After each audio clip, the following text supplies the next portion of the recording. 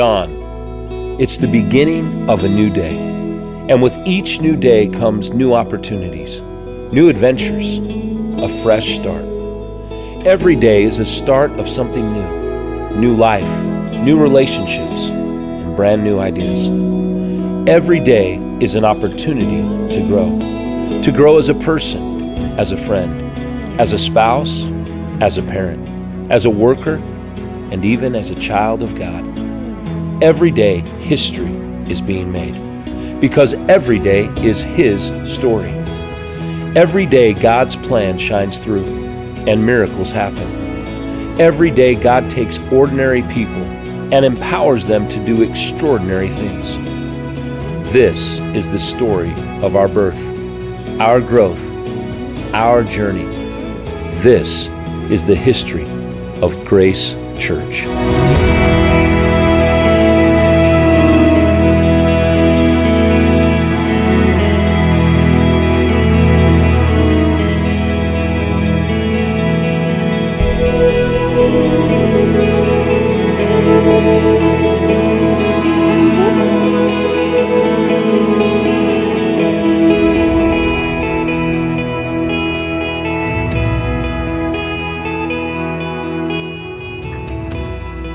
Wow, it's hard to believe this is the exact bedroom where the dream to start Grace Church was birthed in my mind.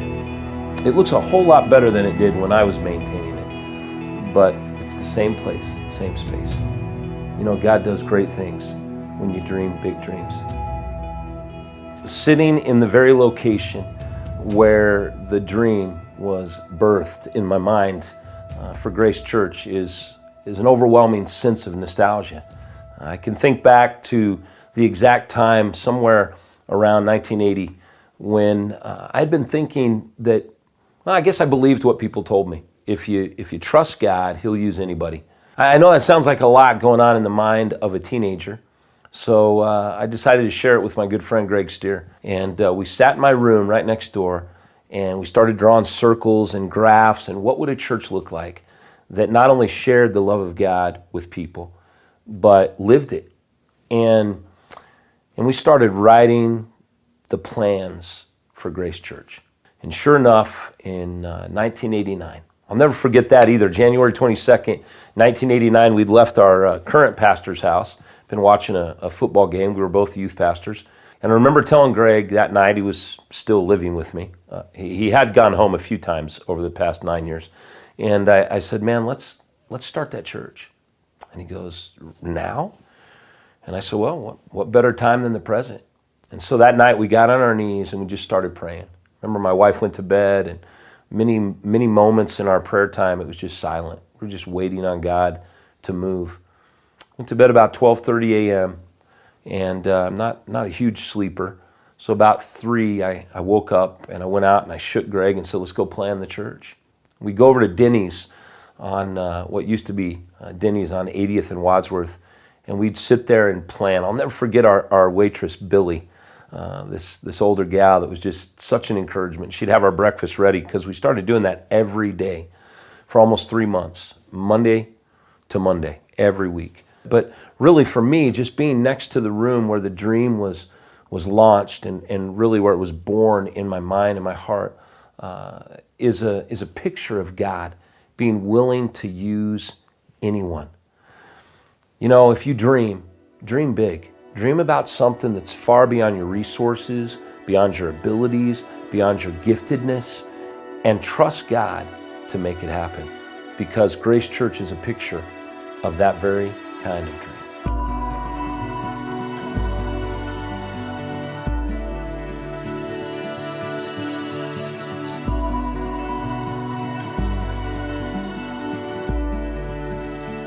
Initially, we called it Grace Evangelical Church, and we were in Westminster to start because we were right here in this room. This is what used to be some of my best friends' house, Brad and Teresa Holder. And how they really came into the picture is that Brad had a dream to start a haunted house in 1983, and Shelley and I were working with him, Greg too, and we had a lot of fun. We'd share the gospel at the end of every tour of this Frightmare. And so we thought, wow, maybe we could do something with this concept of church, real people coming to a real place. So I took Brad and Teresa and their family to Casa Bonita one night, being the big splurger that I am. And we went out, we're sitting at the table, all the kids, and I said, Brad, I want to start a church. And instead of laughing, he's like, let's do it. And I go, well, we got nowhere to start it. We got no money. We don't know who's going to come. He goes, man, I got an extra living room. And here it is. He goes, we can start the church in my house. And I go, let's do it. And so we went back, we told Greg, and we all just dove in. Shelly, Greg, myself, Brad. At the time, Greg was just dating his now wife of 27, 28 years, Debbie. And so we got together, and on March 12th, 1989, we launched Grace Church.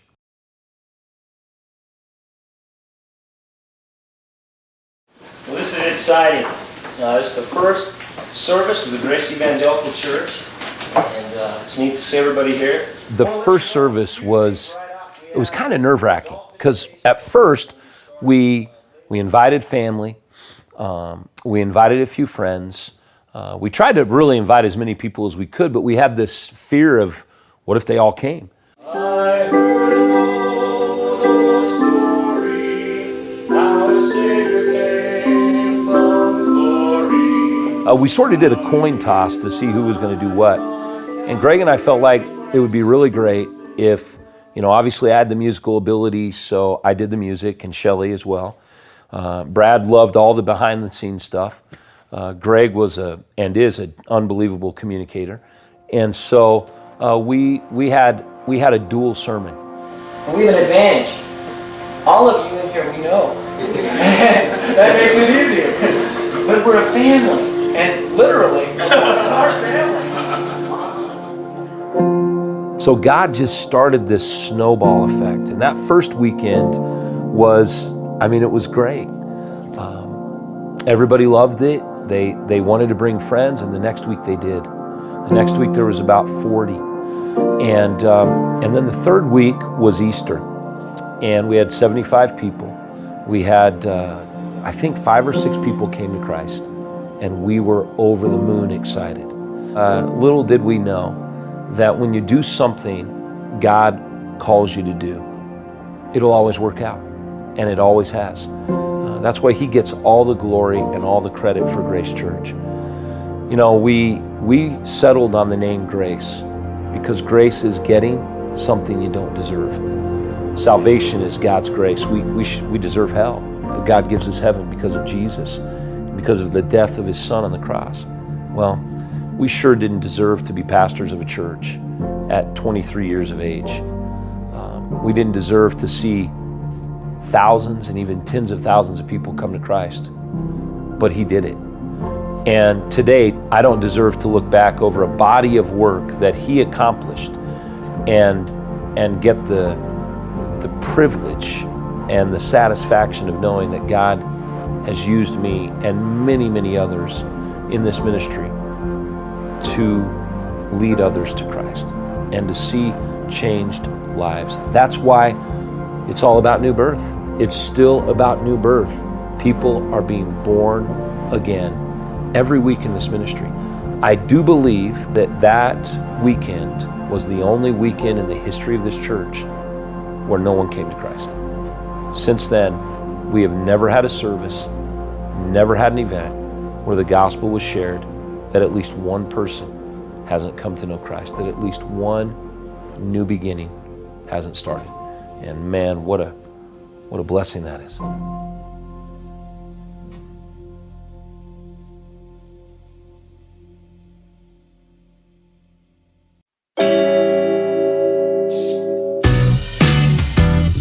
So here we are in what we now affectionately call the Lodge, but this was home. This was home for a long time. After a while, Grace had moved 5 times. I had been told over and over and over again by church gurus that moving more than a couple of times in the first year was almost like sudden death. You weren't going to exist. But we moved from Brad and Teresa's house, to the ILAC Daycare Center. That alone should have killed us. We had an upstairs room that held about 100 people, and we moved in there about June. And it was one of the warmest summers on history, that 1989 summer. And it was a room surrounded in glass with no air conditioning. And it was so hot.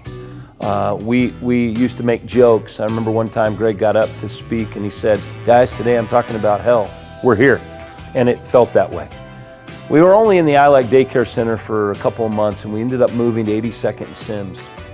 Ironically, this building has been known as Christ Community Covenant Church, and now the Jeffco Apex. We grew to about 400 adults. The youth group was large at that time, and then we had to move. So we headed over to Pomona High School, and we met in their theater room. That was tough. It was dark. We had to set up church every week. We really lost our identity. About 7 months later, they said, "Why don't you come back? Nobody's going to buy the building." So we moved back to the old facility there on 82nd and Sims and continued to grow. Then the facility was finally sold. At that point, we looked and looked and looked, and the only place we could find was the Seventh-day Adventist Church on 64th and Salisbury. This would complete now our 5th move, and we moved over there and totally lost our adult identity. What I mean by that is we had a huge gymnasium that doubled as a skating rink, and they actually had skates. So youth group grew.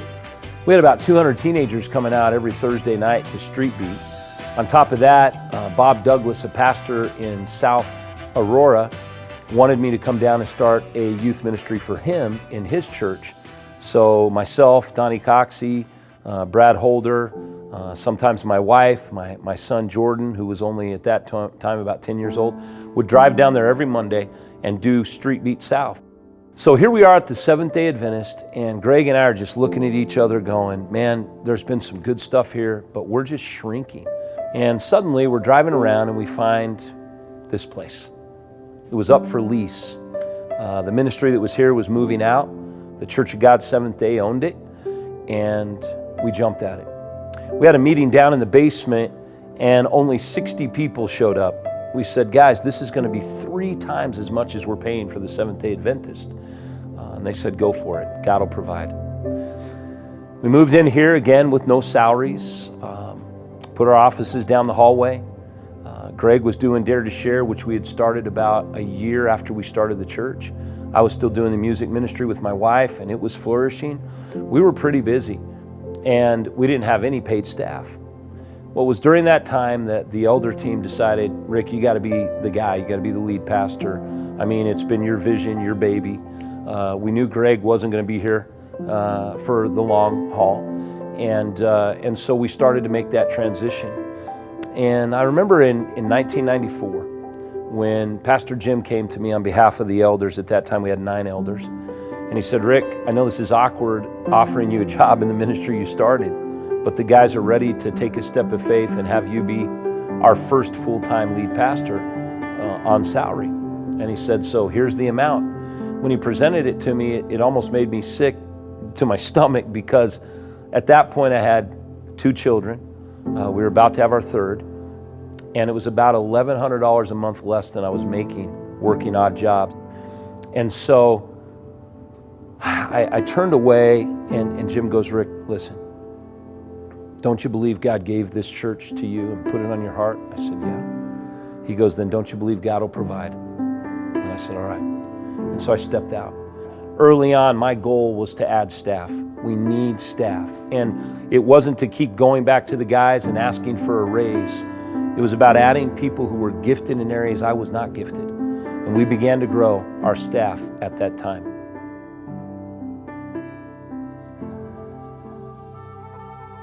'97 was a big year. The year I met Paul and Robin Johnson. The year they really piqued my interest to continue pursuing a love that I had from the time I was young. And that was to travel to the Amazon jungle. I don't know why God gave me that kind of adventurous spirit or that kind of passion, but it just continues to burn in me.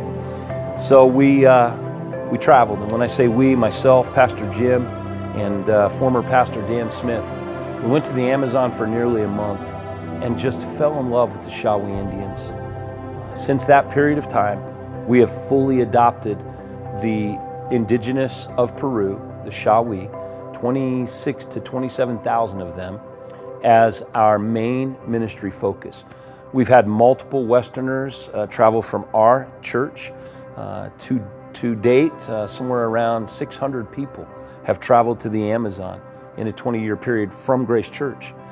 We've had multiple family members become missionaries there.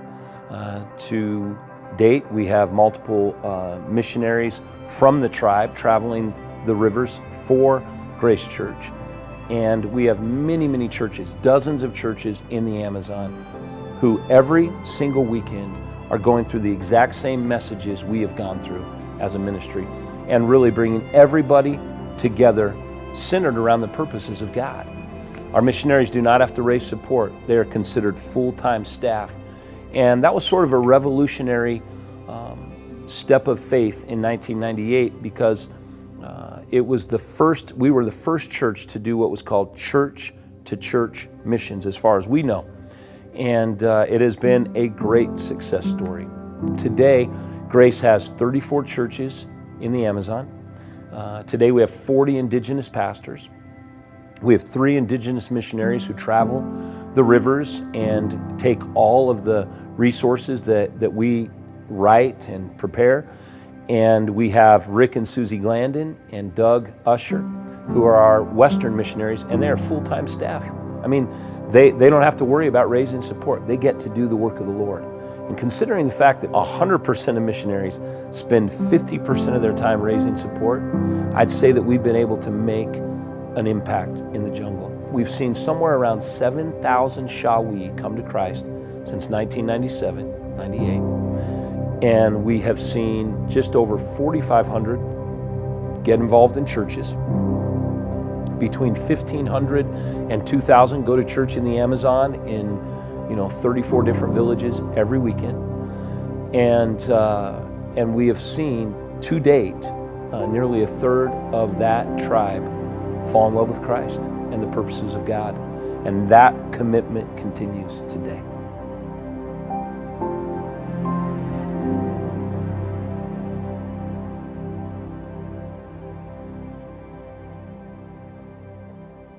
So in 1994, I'd been reading the book, The Purpose-Driven Church, by a pastor named Rick Warren, who had started his church about 4 or 5 years before we started Grace. And I was just reading chapter after chapter going, this is us, this is who we are. I'd never put the title purpose-driven to anything. I think he kind of coined that phrase. But as I looked at the purpose-driven model, I realized it was completely biblical. A couple years later, 1996, myself and a few of the staff members traveled to Saddleback Church in Lake Forest, California, just north of Costa Mesa. And it was kind of mind-blowing. Here's this church that, like I said, had started just a few years before Grace, and at that point had just over 15,000 members. They had moved 70 times in the first 10 years and grown to 10,000 before they had a building. So I'm thinking, what are we whining about? We learned so much, and I was just inspired by Pastor Rick, by his staff, and I knew that we would be a purpose-driven church. When we brought this back, and I was able to really interject it into everything that we did, we began to blossom. And in 1999, we experienced some of the most radical, explosive growth we had ever seen in this ministry. At that point, I was preaching 5 times in a weekend. The church was right here in the lodge. We had somewhere around 350 seated in an auditorium that was only fire coded for $299, but we had that happening. Then downstairs, we had an overflow, about 110, 120 seats, looking at a little wall projector. And people would come, but it was so exciting what God was doing. People were coming to Christ every single service, every single week. And church growth statistics say that if you are 80% full in your parking lot or your auditorium, you're full. You won't grow. Guys, I have to tell you another miracle. we were 100 to 110% full in our parking and our services, most of them, and we continued to grow. So God just kept sort of helping us violate the laws of church growth. And it was exciting, very, very exciting. You know, when we moved in this facility, I don't know if you can picture it, but there were pews. Anybody know what those are? You know, not that pew, but I mean, I guess they were kind of like that too, but they're just long benches with rust orange covers. And then this stage was only about 6 inches off the ground, and my wife reminded me, only about 10 feet away from the wall. So we had to come in and remodel the whole place, but we didn't have the money, we didn't have the know-how, we just kind of did it as we went. We raised this stage up primarily for our very first Easter play. When we got rid of all the orange carpet and all the pews and bought chairs, it was a big, big step of faith. And then when we bought the materials for the stage, we said, well, why not do another play? We'd been doing plays back at the Seventh-day Adventist. My wife is an incredible director, amazing at drama. She has accomplished a great deal in that area, and we became very well known for our dramas. I mean, after all, some of the big churches that put on big dramas, it was more like watching, you know, a major theatrical environment or being in a major theatrical environment. When you came here, it was like being in a dinner playhouse, and it was so much more intimate. And Shelley demanded excellence in a very loving way, and man, the people of Grace delivered. Because we became so well known for our dramas, we ended up with, I think the very first year we did a drama in this facility, we did 4 shows. That was a lot of work because you had to tear down and set up for everything. Then we went to 7, then we went to 9, then we went to 13 dramas. We were doing dramas the whole week of Easter. It was like a long passion play. And we'd start on Tuesday night and we'd end on Sunday after all the shows. I mean, the staff was all volunteer. Nobody ever got paid, including Shelley. We all performed, sometimes multiple parts. All the materials that were needed were donated. The costumes were made by a member of the church. And you know, there's just so many people to mention that it would be impossible for me to do so without hurting someone. So I just have to say that countless people sacrificed for the sake of the gospel. The very last year that we did a drama in this ministry, in the facility, we saw just over 450 people come to Christ during the 13 shows. And we knew at that point, man, we've outgrown this place to almost a laughable degree, and we've got to do something.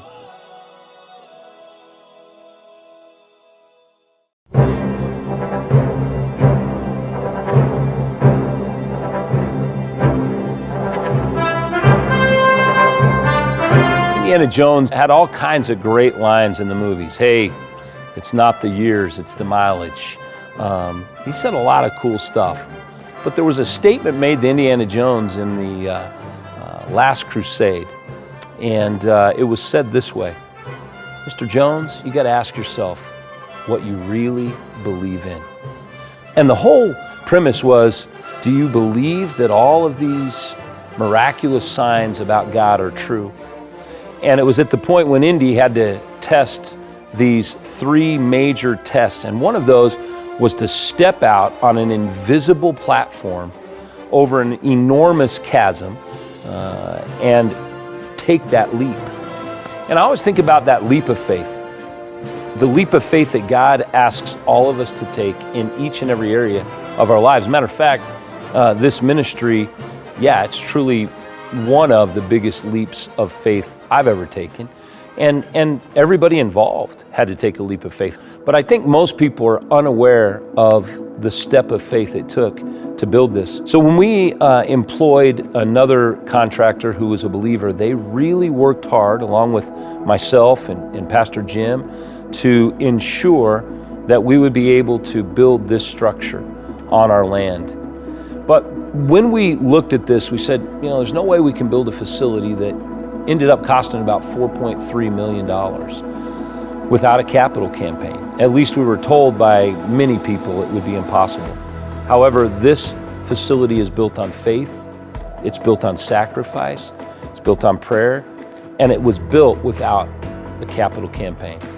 As I mentioned, nobody had to sign cards, nobody needed a deacon or a greeter or an elder to visit their house. People have just come through, and that is extraordinary. Anybody who knows me knows I'm better at demolition than I am construction.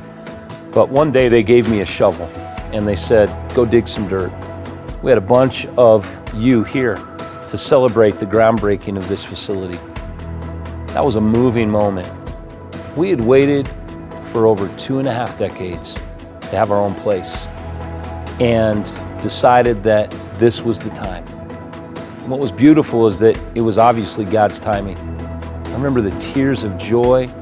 I remember the excitement, but I also remember after we threw a little dirt and went back to our offices, thinking in my mind, is this really going to happen? And then every day, the ground would move, the work would go on, and this building would begin to go up. I remember walking over here when the concrete floor was poured. I remember seeing the massive beams that form up this 50-foot ceiling.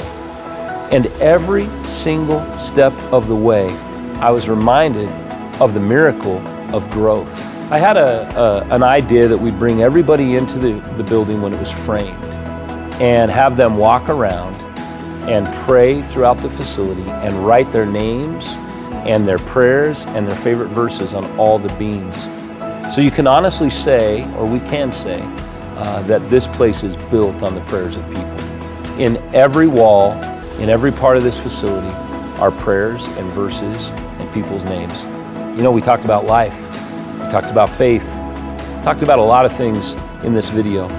But in all of that discussion, and all of what you've heard from me, new life, new beginnings, a new dawn, a new day is what it's all been about. You know, if you're watching and you can't honestly say, I know for sure that if I was to die, I'd go to heaven. My friend, here's what we're all about. John 3:16, for God so loved the world that he gave his one and only Son, that whoever believes in him will not perish, but have everlasting life. Every life begins and really ends at that reality. You see, when I come to know Jesus, the end of my broken, sinful man is done. Yeah, I got to battle with that until I get to heaven. But the salvation is complete, total, and instantaneous. And it's a beginning of a journey of faith, where we get to walk side by side with the Lord. So many stories to tell you. I hope you'll be a part of what God is doing around here so you can hear those stories and, more importantly, become one of them.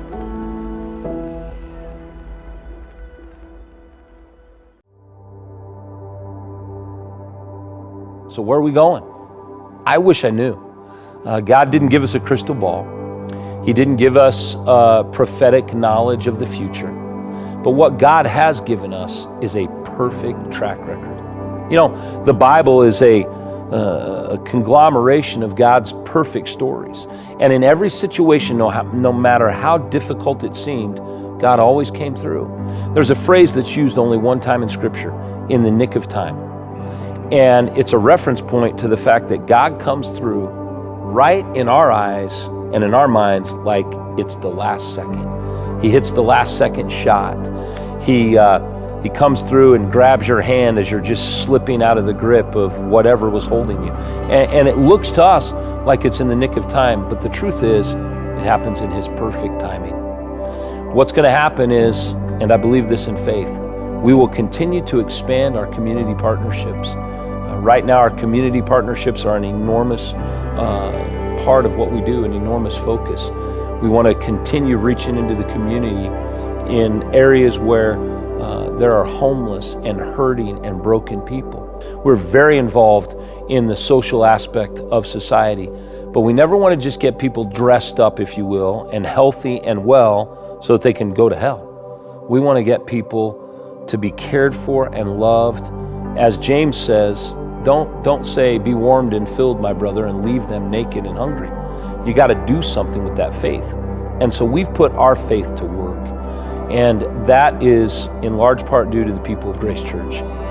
Every single person that calls this place home is challenged to serve, both in a ministry in the church and a mission in the world, and to get out in the community and be a light.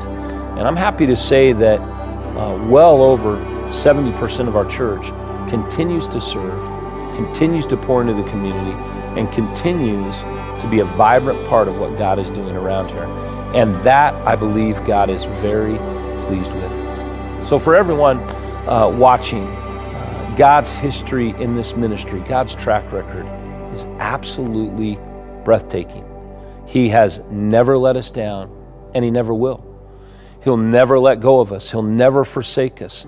And because I believe that promise, because we as leadership believe that promise, because our staff believes that promise, and our people believe that promise, we will continue to see the greatness of God in the days and months and years to come. And my desire is that long after I'm gone, long after Pastor Jim and Pastor Paul, Pastor Jason, and whoever else God may lead to the elder position in this church, long after we're gone, that Grace Church would continue to be a beacon of hope and a light in a very dark world.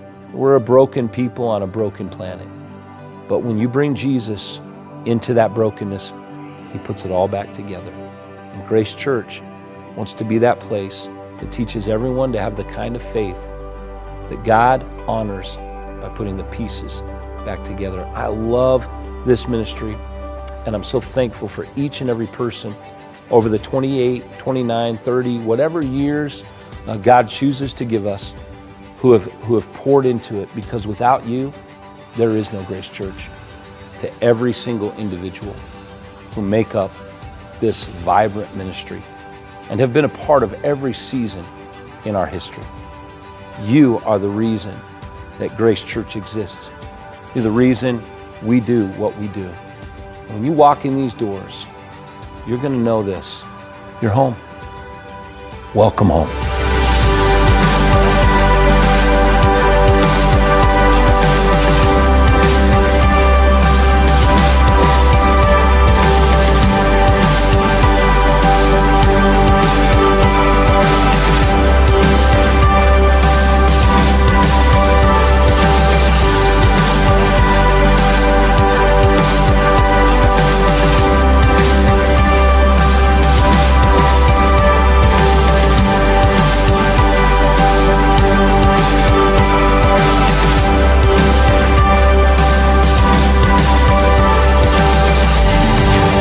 I press toward the mark of the high calling of God in Christ Jesus.